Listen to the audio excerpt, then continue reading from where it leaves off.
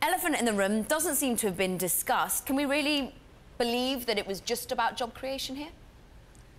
No, I don't believe it. I know Trump has been very upset at CNN, which is a Time Warner property, and you know, he has opposed the deal. Again, I think it's aimed at you know, limiting the further power of the media, let's say, through greater scale, which is what would happen with the merger with AT&T. So I suspect it came up during the meeting.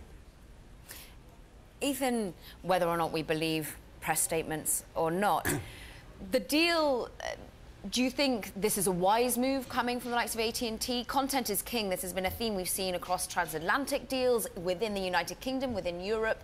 But it's a extraordinary amount they're going to be spending. Well, I think there's two ways this could go for them. One is that it's a brilliant deal. AT&T sees all of the internet, a lot of the internet coming through their backbone, and they see that the future of what was television content is now being streamed through a connected device, and they can control that content and they control the means of delivery of that content. That's the sort of positive scenario here. The negative spin on it is that content's now coming from everywhere. It's coming from our mobile devices. It's coming from kids in their basements, and the power that a property like Time Warner had with CNN, with very curated and their movie studios and things like that. Expensive.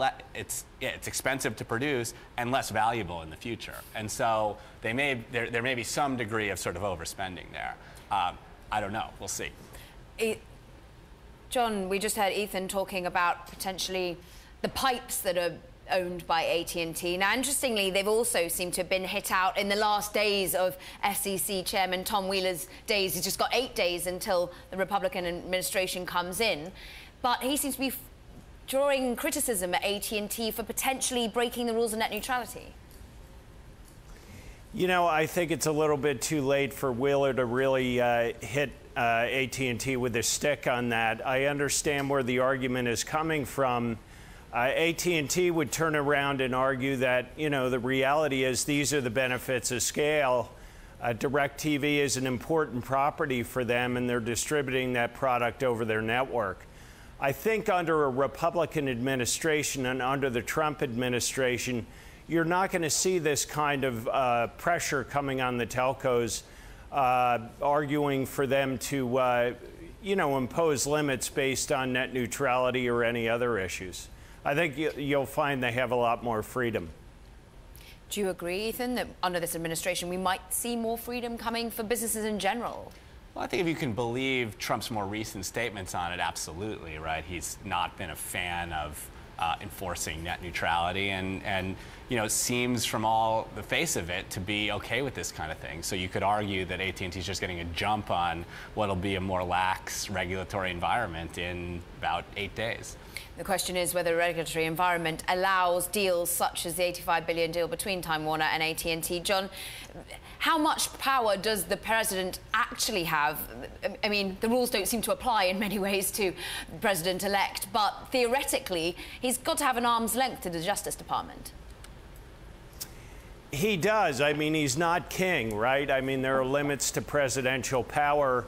If the FCC doesn't get involved here, and it only gets involved when there's a transfer of broadcasting licenses, which presumably there aren't here, then the DOJ actually has to sue to block the merger. And typically when they, you know, go to the courts, when they sue, they're suing because of a concentration of share. In this case, you're talking about vertical integration. So, you know, they would have a weak case at best. And again, I warn that I'm not an M&A lawyer, but again, I don't see the case really here against getting this deal done. Ethan, if the deal does get done, we're seeing a vertical integration there. But who do you think many other rivals will see that actually this bet is right, content remains king and expensive content at that? Or will actually this sort of M&A trend dampen down if people start to buy into what is a very good point raised by you, that, you know, expensive content is always what people want? Well, I think the immediate reaction will be to want to do the same thing. You're sitting there watching AT&T make this major purchase.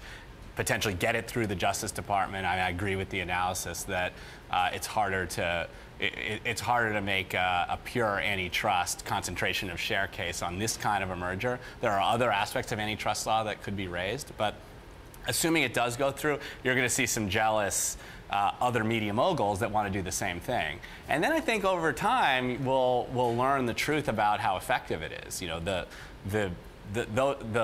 the real integration work, those stories tend to come out in the fullness of time, and whether it's a complete disaster as AOL Time Warner was, or something more synergistic, we'll know, and that'll determine, I think, the future landscape of whether this kind of consolidation happens, or we have a move like we have seen towards breaking things apart.